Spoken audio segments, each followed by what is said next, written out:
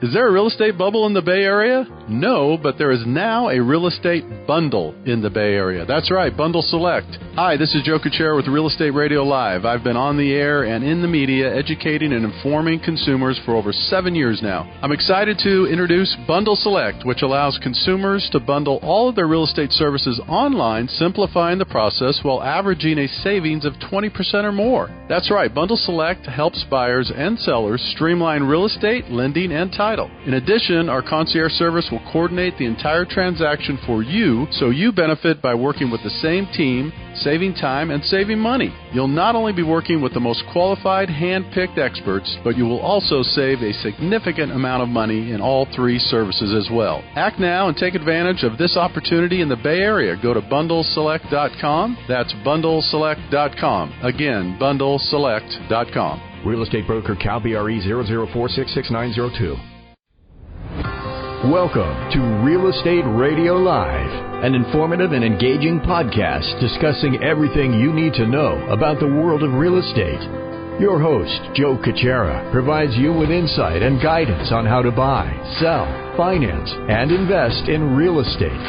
He also offers real estate tax management strategies, new construction advice, home improvement tips, and much, much more. And now, to guide you around the world of real estate, here's your host and Real Estate Radio Live team leader, Joe Kuchera. Welcome in. Good afternoon. Joe Kuchera with Real Estate Radio Live as we move along through the week. Thank you again for tuning in. Those that are following us on Facebook and podcast and all the other venues, please know that we appreciate the support, the feedback, the comments, as always. For over 7 years now, we have been doing this show. Very, very excited to say and happy to say, report that it continues to grow in popularity and podcast and awareness. There's other opportunities coming down the pike you'll hear about soon, and there's more and more big announcements in the next coming months that we'll be excited to pass along to you, the consumer, and thank you again for following the show. Be sure to pass this along to friends, family, coworkers. Couple different ways. As you know, you could download the podcast. You go to iTunes and just type in Real Estate Radio Live, or you could always go to our website, reradiolive.com. You get the podcast there. During the week, if you'd like to reach out, if you'd like to contact me one way or another, text, call, email 408-838-9060, or you could always email joe@reradiolive.com. That's joe@reradiolive.com. Live.com. The topic today is going to be, how much exactly do you need to buy a home? What do you need to make to buy a home in the Bay Area? So I'm going to talk first about the 7 most expensive places throughout the United States. Some of them won't surprise anybody. First, I'm going to talk about, run through the 7 most expensive places to purchase a home. And then I'm going to spend some time in the second segment talking about what other options do you have here in the Bay Area, or anywhere for that reason, wherever you're listening to the podcast, specifically in the Bay Area and any of these expensive cities. What other options do you have other than just this is how much you need to make? This is the average the person needs to make to buy a house. Okay, fine. But there are always other ways that a person could buy a home, and in the second segment, I'm going to go through some of the ideas and thoughts that I've worked with clients before to get a little creative to increase the purchasing power, let's call it, and some of the ways you could do that. All right, so let's go through the cities first, and we will start by working our way at 7, and then working our way down to number 1.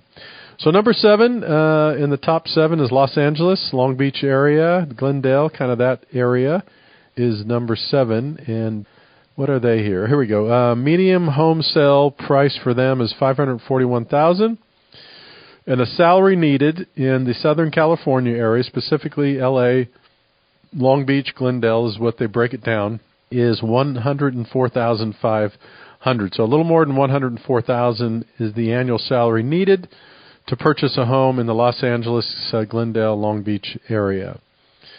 All right, number 6 is, I'll tell you, this one's popping up more and more recently. At first it was surprising me, but now I'm just thinking, scratching my head going, wow, could this be true?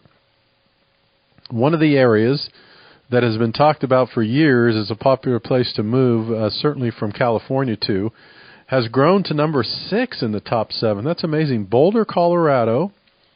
The medium home sale price there is $546,000 and change. That's remarkable to me that Colorado now is in comparison with some of the expensive places in the United States. I'm sorry, in California. That is surprising, but also for those that are thinking about automatically jumping to Colorado, be careful because it's not as cheap as you think it is, as it used to be. Now, there are other areas in Colorado that certainly are more affordable, but Boulder, Colorado, number 6, medium home price $546,000 and change, and the salary needed $103,000 in change. All right, number 5, San Diego, beautiful San Diego, one of my favorite spots in the Carlsbad area. That comes in at number 5, and the medium home price there is $610,000. See, look how cheap that is. We ought to all ditch Northern California and go down to San Diego and buy a house. The medium, we'll get to San Jose pretty soon. You can imagine where that one is. San Diego, Carlsbad area, again, medium home sale price, $610,000. Salary needed to purchase a home in that area, $115,000 and change. Again, $115,000 and change. Next on the list, number 4, is urban Honolulu, Hawaii. Honolulu, Hawaii. Medium home sale there, wow, look at that, $760,000 roughly. $760,000 in urban Honolulu, Hawaii. And the salary needed to purchase a home in that area is $144,000 roughly, approximately $144,000 annual income required, needed to purchase a home in the urban Honolulu, Hawaii area. All right, as we come through the halfway point here, number 3, Anaheim, Santa Ana, Irvine, California. So you're seeing a little bit of a theme here so far. We got this, well, other than Boulder, I'm saying we got some places near the water and near the coast. Number 3, Anaheim, Santa Ana, Irvine area. Most of you familiar with that. L.A. County and San Diego counties are so big, they're so spread out. There's so many different areas down there that are pocket areas. So that one comes in at a medium home price of $785,000, and then the salary needed for that area is approximately $148,000. Again, the median home price in the Santa Ana area is $785,000. That's in Southern California for those that are listening that aren't familiar with that area, and somewhat near Disneyland in that area. And the salary needed for that particular area is $148,000 roughly to get into a home for that area. Number 2 on the list, San Francisco. They sandwich these together, which is kind of interesting. San Francisco, Oakland, Hayward, California. And for those that aren't familiar, most of you are, San Francisco is a very popular tourist spot and beautiful area, and Oakland adjacent is beautiful as well as Hayward Hills. Those areas have become a lot more expensive, those Oakland and Hayward area, because San Francisco has gotten so expensive. A lot of people have moved a little bit in the different directions, so that area has benefited. So number 2, San Francisco, Oakland area, and the medium home sale price there, $920,000. Salary required to purchase a home in the beautiful Northern California area is $174,000 roughly, $174,000 a year annually to be able to afford to buy a home in that area. Number 1, most of you may know as the drum roll starts. Most of you, I don't think this has changed in a while, at least for the last year or so. Number 1 has been the same for quite a while, and it's been on that list depending on what kind of categories and surveys are taken and the data that's collected. But number 1, good old San Jose, Silicon Valley, Sunnyvale, Santa Clara. They group them together. We would categorize that in our as Silicon Valley. Mainly the area that surrounds the San Jose area up as far up the peninsula maybe to Los Altos in that area and back down into this area in this South Bay. So San Jose, Sunnyvale, Santa Clara is together here. Number one, most expensive, look at this, medium home sale price. This is amazing. $1.27 thousand, $1,270,000 is the medium home price in the Silicon Valley. $1,270,000 is the medium home price. It's worth repeating. Hard to believe, even though I live here and we do business in this area for the last several decades. It's hard to believe that number is well over $1 million now. I could remember a decade or so it was, $500,000 or $600,000. It's crazy. Salary required. This is the big one we're going to talk about on the second part of the show. Salary needed to buy a home in the Silicon Valley, roughly $240,000 a year. $240,000 a year. So you wonder why some people are saying, how in the world am I ever going to afford a house here? And they're right. It's a tough one. It's a really difficult one. Salary needed in the Silicon Valley, again, $240,000 roughly a year. So those are the top 7, and I wanted to set the stage, go through those quickly, but then on the second segment here, I'm going to talk more about what other options do you have? What other options do you have if you're in the Silicon Valley and they're saying that it requires approximately $240,000 a year annual household income? Think about that. It's a lot of money, right? So the question is, if you're sitting there and you think, boy, I'm doing pretty good. I'm making about $180,000 to $200,000 a year as a family, and are you telling me I can't afford the medium home? Well, remember, there's a couple of caveats there. So the medium home price is $1.2 million, almost $1.3 million. So these are based on medium price points. So what we're going to talk a little bit about. That doesn't mean you have to buy the medium home. It doesn't mean you have to buy the expensive home. What's going to happen is you're going to have to buy something a little less than that. So that's the common sense part that we'll talk about. But the other piece I want to talk about is some ideas that I have that I've worked and helped clients before. Structure purchases when early on they think there's absolutely no chance that they're going to be able to buy a home because they don't make quite enough, or maybe there's a house that they want to buy and they just don't make enough to buy that house. There's some other ways to do that. There's definitely some other ways to do that for sure. So, all right, here's what I'm doing. I'm going to take a break. I'm going to come back. We're going to talk about more specifically how expensive it is in the Bay Area. We know it's expensive. The medium salary needed is $240,000, it says here, to purchase a home of approximately $1.3 million. But when we come back, what other options do you have if you don't make that much? What if you don't make $240,000 and you still want to purchase that home at $1.2 to $1.3?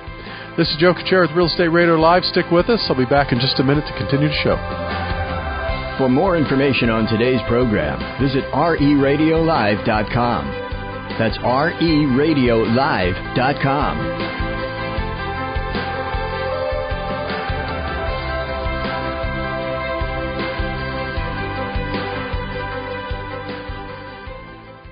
The world is changing, and so is real estate. It's changing in a way that gives consumers more control, a better use of technology, and guaranteed savings. Hi, this is Joe Kuchera with Real Estate Radio Live. I've been on the air and in the media educating and informing consumers for over 7 years now. I'm excited to introduce Bundle Select, which allows consumers to bundle all of their real estate services online, simplifying the process while averaging a savings of 20% or more. That's right, Bundle Select helps buyers and sellers streamline real estate, lending, and title. In addition, our concierge service will coordinate the entire transaction for you, so you benefit by working with the same team, saving time and saving money. You'll not only be working with the most qualified, hand-picked experts, but you will also save a significant amount of money in all 3 services as well. Act now and take advantage of this opportunity in the Bay Area. Go to bundleselect.com. That's bundleselect.com. Again, bundleselect.com. Real estate broker Cal BRE 004666902. Welcome back to Real Estate Radio Live. For more information on today's topic or guests, just visit reradiolive.com. That's RERadiolive.com. Again, your host for today's edition of Real Estate Radio Live, Joe Kuchera. Welcome back in. Joe Kuchera with Real Estate Radio Live. As we continue the show here today, the topic is how much do you need? What do you need to make to buy a home in the Bay Area? That was the first part. The second part is, what other options do you have if you don't make enough? What other options do you have if you don't make enough? So the first segment, I went through the 7 most expensive cities to live in terms of buying a home, what is needed, I should say, to purchase a home, the median home price, and then also we talked about the salary needed, the annual household income, if you will, that's needed to purchase that median home price. And let's stay specific to the Silicon Valley here, but this applies just so those know when you're listening to this podcast. Yes, we're broadcasting from the Silicon Valley, and the majority of our listeners are from Northern California and the Silicon Valley. However, we have a lot of listeners in other states and even international listeners, so I try to also be aware of that when I talk about some of this stuff. So this would apply, the stuff that I'm going to go over now, some of the ideas, suggestions, philosophies I have for people to be open-minded and consider if they feel like they're short on income, and there's different ways. What other ways are there out there to buy a home if you don't quite qualify? So I'm going to talk about those. So these principles and these ideas could be applied no matter where you are. Seriously, I mean, maybe internationally it's a little bit different, but it doesn't matter what state you are. And these principles and ideas could be applied anywhere. So let's talk about that. So in this case, we brought up the average median home price in the Silicon Valley, $1.27 million, $1,270,000. And it shows here the average salary needed basically to buy a house that expensive is $240,000 a year. So if you make that much and you're good to go and you have your down payment, there you go. You could afford that and you're good. But $240,000 a year is a big salary, and that's quite a bit of money, even in the Silicon Valley, and not a lot of people make that. So what do you do if you're not quite there and you want that house, or what do you do if you're not quite there and maybe you want to buy a little more expensive house? So let's talk about a couple options. First option is to try to get some gift funds. If you could get gift funds to increase your down payment, obviously, there's formulas that go inside this data that they share with us. But the one simple one, if you are able to come in with more down payment, then you're borrowing less money. That gives you more buying power. So simply put, the first way is, and this may be obvious, look for gift funds. Look for someone that could give you additional money, potentially maybe parents, grandparents, in-laws. I see it all the time. I have 20%. We have 20% down, but we could really afford this if we have 30% down or 35% down. So first thing to look at, go to other resources, parents, in-laws, grandparents, family members. Will someone gift you or give you some money so that you can increase that down payment so that you can afford that house? That's one way to do it. Another way to do it, which a lot of people don't think about this, but I'm telling you, it's another good way to get into a home, especially in a market that's high like this and you're trying to maneuver. Bring on a non-occupant co-borrower. That's right. Bring on a non-occupant co-borrower to help you qualify. And some of you may or may not know what that is. So a non-occupant co-borrower is kind of what it says. And that is, if you are, let's just say you're a couple and you're seeking to purchase a home and you're a little bit short on the income, you don't quite make enough, and you go to your father-in-law or you go to your mom and you say, hey, listen, we're about $1,500 a month short on income to qualify for this house we really want to buy. And you talk to your parents or whoever it is, and you add them as a non-occupant co-borrower. So what that person does, they're not occupying the property with you. You are occupying the property. That's why they're called a non-occupant co-borrower. However, the lender is able to use their assets, liabilities, income, and all that to help you qualify or generate more income to get it pre-approved for more financing. Simple terms, something like this. Again, let's say you're about $1,500 a month short on income, and you bring your parents in, and collectively even with your parents' liabilities and what they've got going, let's say they make $10,000 a month, right? And because they make $10,000 a month and they have a house payment of $2,000 a month and a property tax of $400 a month. And in other words, the point is your parents are in good shape for liabilities. They have very little liabilities. So they have additional income. They have room in their income to add to your qualifying income, them being the non-occupant co-borrower, to help you qualify for that home. And this happens on a fairly regular basis. A lot of people don't think about it, but I encourage you, again, if you're looking for creative ways to get into these homes, look at that, non-occupant co-borrower. So again, go to parents, in-laws, family members, that type of thing. If they're willing to go on the loan with you, what that means now is, so keep in mind, what that means is that non-occupant co-borrower is also liable for that loan, that financing that you're signing on to. So you as a couple or an individual, if you bring someone on as a non-occupant co-borrower, they are also now on the liability for that loan. And they know that going in. And so the strategy of this, I've seen this before, is this. You talk to your parents, for instance, let's just use that example. And you say, hey, listen, if you guys don't mind doing this, here's what the plan is. We're about short $1,500 a month. If you don't mind doing this, come on with us as a non-occupant co-borrower. Help us qualify. We'll close the deal. We'll move along. And then what we'll do is we'll wait for a year, a couple of years or so. We'll monitor the situation, and a couple of things could happen. You might say, hey, listen, in 2 years, because of the raises we're getting, we're going to have that $1,500 a month in income in addition. But it's going to take 2 years before we'll be making an additional $1,500 a month. So then you make an agreement with your parents, and you say, hey, roughly 2 years from now, when I get my raise or my promotion, we're going to be good to go. Then what we'll do is we'll refinance that loan. We'll take you guys off, so it releases that liability from their parents. And their parents go on their way, and you go on your way, and you're good to go. That's the best way to use a non-occupant co-borrower. It happens all the time. Don't let some of these lenders talk you out of this. A lot of people in my business, unfortunately, don't think creatively. They don't think out of the box.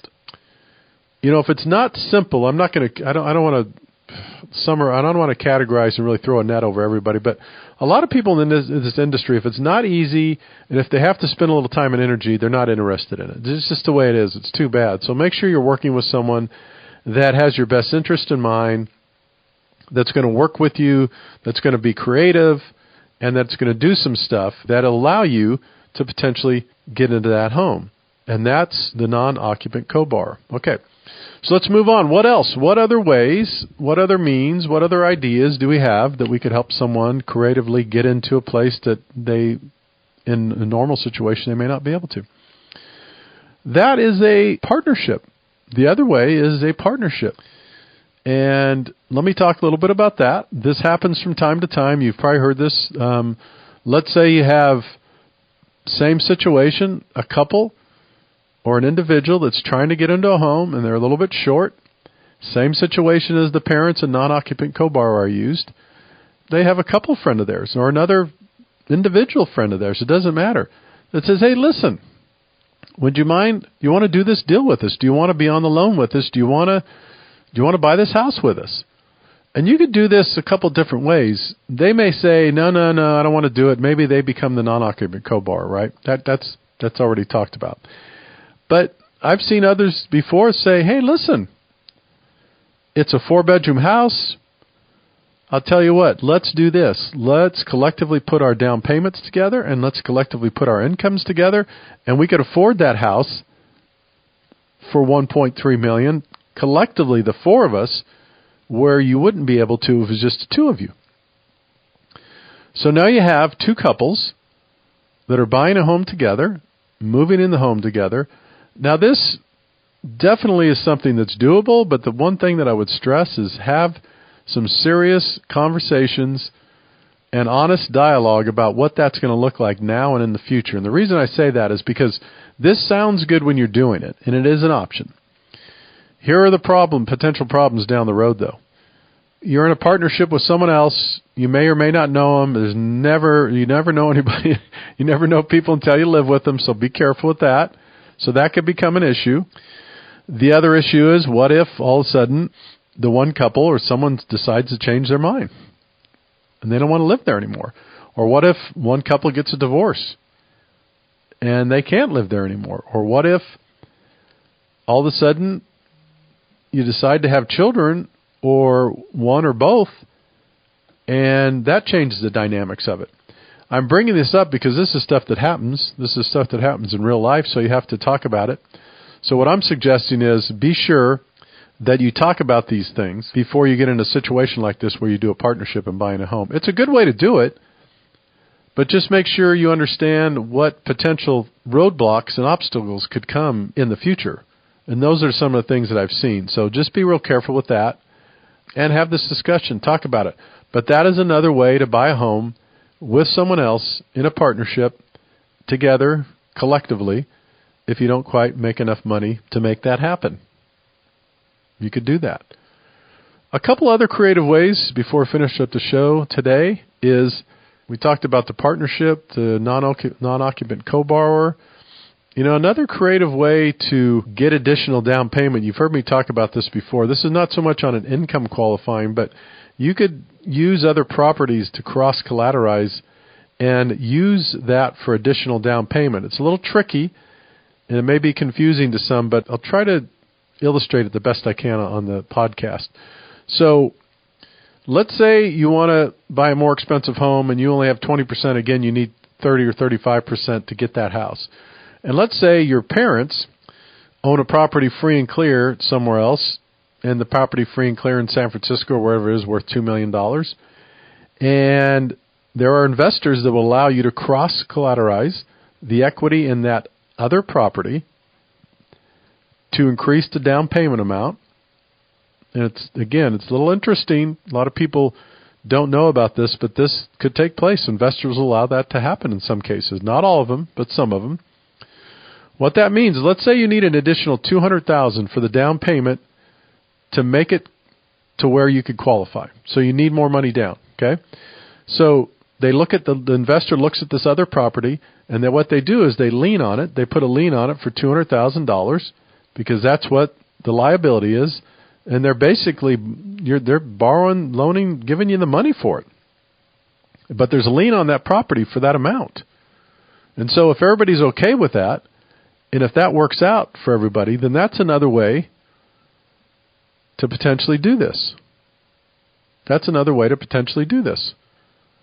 Cross-collateralize another property or assets. You could do that too. Sometimes there's asset-based down payments and income, different things you could use with that.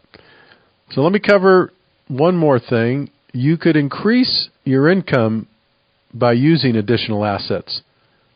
And you've heard me talk about this before, but I'll wrap up the show with this other idea and with this other concept that you could increase the income. So let's say, again, you're in a situation where you're $1,500 short on income. And this would probably be more likely someone that's a little bit older, but you never know. Some people have a lot of money these days. I'm helping a client right now that is 50 years old. He's not of retirement age, and I'll just tell this story real quick. He's not of retirement age, but he wants to buy a house. He doesn't have a job. They did very well for themselves. They retired. They're basically, I'm not sure if they're going back to work or not. And so because he's not of retirement age, there's a program called asset depletion. So we could look at assets, and there's a formula where, depending on what the assets are, we could give this person income. Well, in this particular case, I'm not going to go into the details, but in this particular case, in order to get the income that they needed to purchase this home and then continue to keep the home that they had, the formula, they needed $5.3 million in assets to make that happen.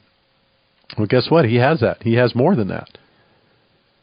So he's good to go. So we give him income. He doesn't have a job. We do it based on those assets, and he can make that purchase.